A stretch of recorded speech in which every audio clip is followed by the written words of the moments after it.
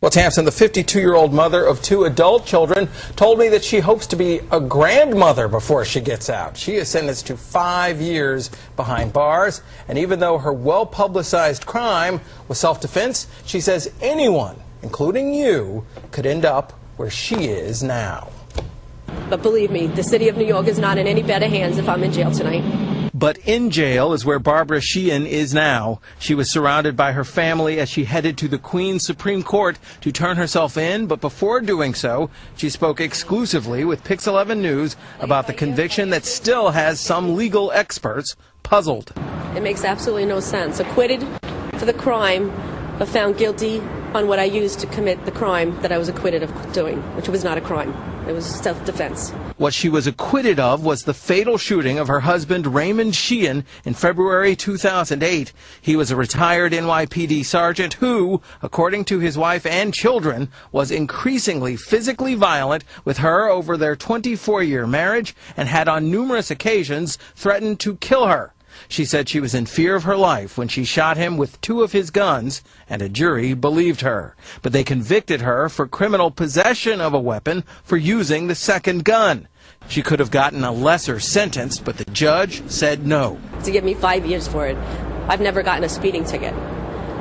But it's okay, because I'm going to go. But she wiped away tears when I asked her how she felt about the judge's ruling. What do I feel?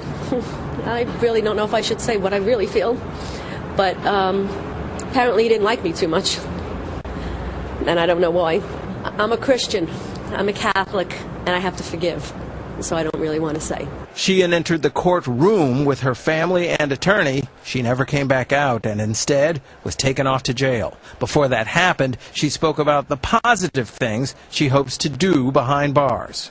I'm working for a domestic violence organization, which actually gives me satisfaction to see these little children getting the help that they need from the social workers, and that's actually what I want to get my degree in while I'm in jail. The family that came out of the courtroom without her had shouted to her in court that she's their hero. Her many supporters at trial agreed, but today she was cuffed and led away. I'm not a hero. I don't consider myself a hero. I consider myself someone that defended herself.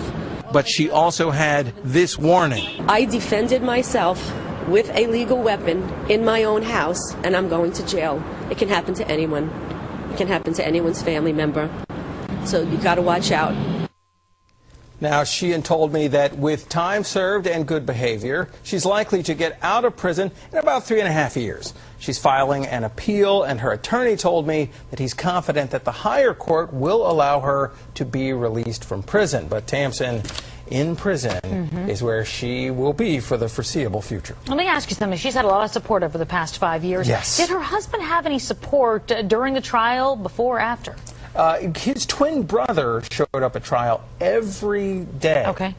And one coworker spoke once during trial, but that's really about it. And then today, the day that she was sent off, nobody there representing her husband's side of this whole case. Well, she's had a lot of support. I know she spoke only with Pix 11. How did that wind up happening today? Well, look, during the trial, and in fact, covering this whole story over the last many years, Pix 11, of course, has tried to stay objective in this whole situation. She felt we were.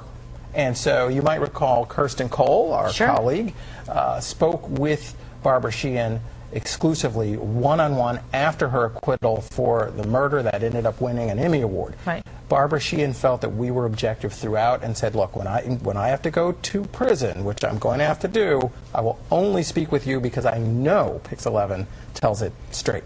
Everything she's going through, and to notice that speaks a lot of her. Where is she going to be headed to prison? She'll be upstate in Bedford, we are told. There are really 2 women's facilities upstate, and that's a closer one, so she feels at least she can have some contact with her family there. I'm sure we'll be talking to her again. Good job, James. Thank you. Thank you.